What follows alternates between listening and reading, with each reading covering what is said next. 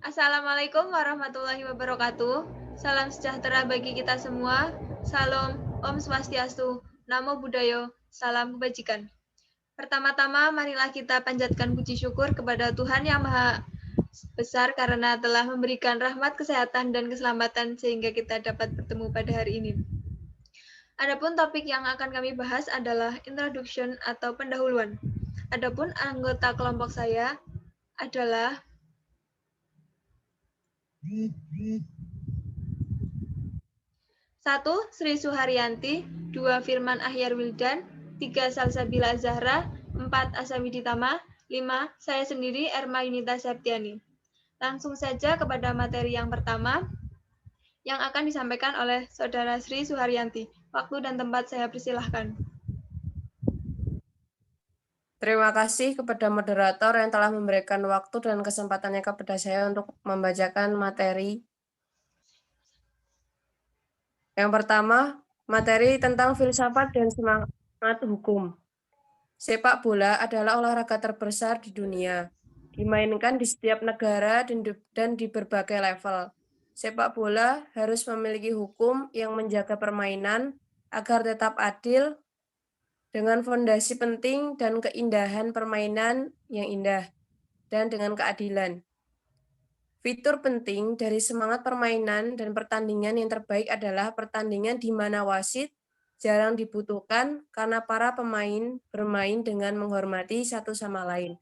Ofisial pertandingan dan hukum, integritas undang-undang, wasit yang menerapkan harus selalu dilindungi dan dihormati. Next.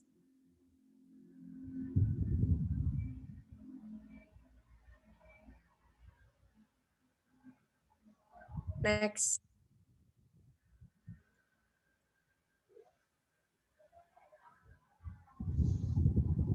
Selanjutnya, tentang mengelola perubahan hukum. Dewan Asosiasi Sepak Bola Internasional (IFAB) didirikan oleh 4 asosiasi sepak bola: Inggris, FA, FA Skotlandia, FH Wales, dan FA Irlandia, sebagai badan dunia dengan tanggung jawab penuh untuk mengembangkan dan melestarikan hukum. Permainan FIFA bergabung dengan IFAB pada tahun 1913. Undang-undang yang diubah oleh IFAB harus yakin bahwa akan menguntungkan permainan, yang artinya potensi perubahan biasanya akan diuji. Setiap perubahan yang diusulkan akan fokus pada keadilan, integritas, rasa hormat, keamanan, kesenangan para peserta, dan bagaimana teknologi dapat memberi manfaat pada permainan. Hal ini mengharuskan pemain untuk menunjukkan rasa hormat kepada lawan mereka dan wasit harus menciptakan lingkungan yang aman dengan menangani mereka yang permainannya terlalu agresif dan berbahaya. Dalafas mewujudkan ketidakterimaan permainan yang tidak aman dalam frasa disipliner mereka. Cukup sekian. Terima kasih. Selanjutnya dilanjutkan oleh Saudara Firman Ahyar Wildan. Waktu dan tempat saya persilahkan. Ya, terima kasih atas waktunya. Selanjutnya yaitu latar belakang revisi Undang-Undang 2020-2021.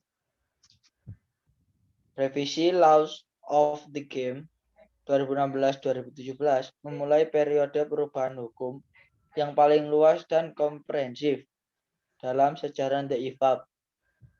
Tujuannya adalah untuk membuat undang-undang lebih jelas, lebih mudah diakses, dan untuk memastikan bahwa undang-undang tersebut mencerminkan ketubuhan permainan modern di sebuah tingkatan. Banyak dari perubahan tersebut merupakan hasil dari saran dari individu, kelompok, dan FA nasional dari seluruh dunia yang kemudian ditinjau oleh panel penasihat teknis dan sepak bola IFAB untuk memastikan bahwa semua bidang sepak bola berkontribusi pada evolusi hukum sebagai hukum. adalah untuk semua orang yang terlibat dalam permainan, bukan hanya untuk wasit. Next.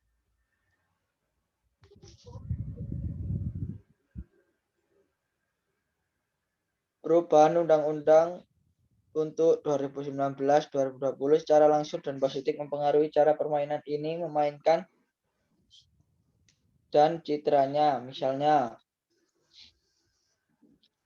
ada permainan yang lebih konstruktif pada tendangan gawang karena bola tidak lagi harus keluar dari area penalti sebelum dapat dimainkan. Selanjutnya yaitu pemain penyerang yang tidak diizinkan masuk ke tembok pertahanan telah menghilangkan gangguan dan konflik yang juga menunda tendangan dilakukan. Selanjutnya yaitu prosedur bola jatuh yang baru telah mempercepat restart ini menghilangkan ketidakadilan yang biasanya terjadi. Perubahan untuk tahun 2020-2021 relatif sedikit dan sebagai besar merupakan klarifikasi karena revisi besar undang-undang telah selesai. Perubahan utamanya adalah jika tendangan penalti meleset dari gawang atau rebound dari gawang, penjaga gawang tidak akan dihukum karena pelanggaran kecuali hal itu secara jelas mempengaruhi penendang. Yang kedua yaitu penjaga gawang diperingatkan untuk pelanggaran pertama mereka saat melakukan tendangan penalti dan kemudian diberi peringatan kuning, kartu kuning untuk pelanggaran lebih lanjut. Perhatian tidak dibawa ke dalam tendangan dari tanda penalti. Dalam pertandingan VAR ada harapan bahwa akan ada tinjauan di lapangan jika keputusan yang ditinjau bersifat subjektif. Wasit akan melihat rekaman pengulangan di daerah tinjauan wasit. Baik, terima Sekian dari kasih. saya.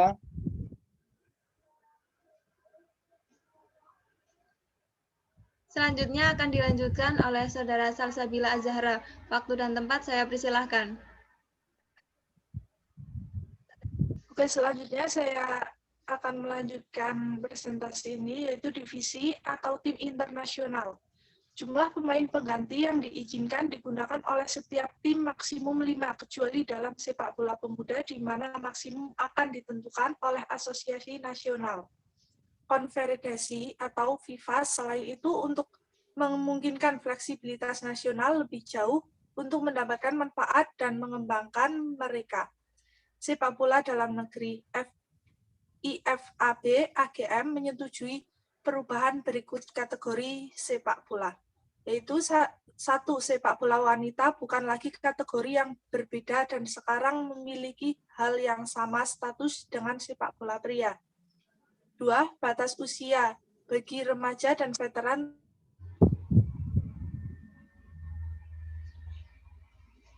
setiap FA nasional akan menentukan kompetisi di mana pada tingkat terendah sepak bola disebut sebagai sepak bola atau akar rumput, izin untuk modifikasi lainnya. FAS nasional memiliki pilihan untuk menyetujui modifikasi yang berbeda untuk berbeda kompetisi. Tidak ada persyaratan untuk menerapkannya secara universal atau menerapkannya mereka semua. Namun, tidak ada modifikasi lain yang diperbolehkan tanpa izin IFAB. Terima kasih, saya kembalikan kepada moderator. Baik, terima kasih. Selanjutnya akan dilanjutkan oleh Saudara Asawi Ditama. Waktu dan tempat saya persilahkan. Baik, saya akan menjelaskan dari tanda dari wasit.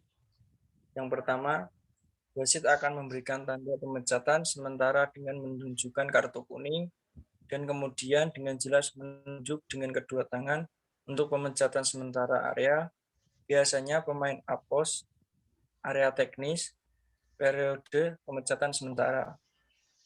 Lamanya pemecatan sementara sama untuk semua pelanggaran. Panjangnya pemecatan sementara harus antara 10-15% waktu total pemain. Atau misalnya 10 menit dalam pertandingan 90 menit, 8 menit dalam 80 menit pertandingan. Periode pemecatan sementara dimulai sewaktu pemain kembali, dimulai setelah si pemain telah meninggalkan lapangan bermain. Wasit harus mencantumkan dalam periode pemecatan, sementara setiap kali hilang untuk penghentian yang tambahan waktu akan diizinkan pada akhir. Lanjut.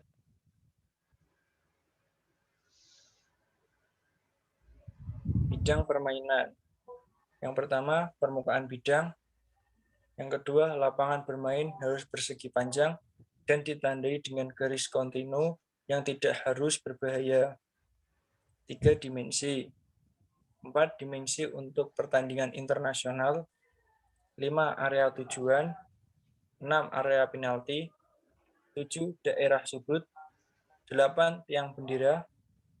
9 area teknis. 10 tujuan. 11 teknologi garis tujuan atau GLT. 12 iklan komersial. 13 logo dan lambang. 14 video asisten wasit atau VAR. Sekian dari saya kembalikan ke moderator.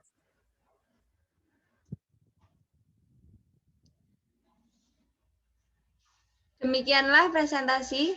Saya sebagai moderator yang mewakili rekan saya ingin meminta maaf jika ada kesalahan, baik itu kesalahan yang disengaja ataupun kesalahan yang tidak disengaja. Marilah kita tutup sesi presentasi ini dengan mengucapkan hamdalah. Alhamdulillahirabbil alamin. Alhamdulillahirabbil alamin. Alhamdulillahirabbil alamin. Sekian dari saya. Wassalamualaikum warahmatullahi wabarakatuh.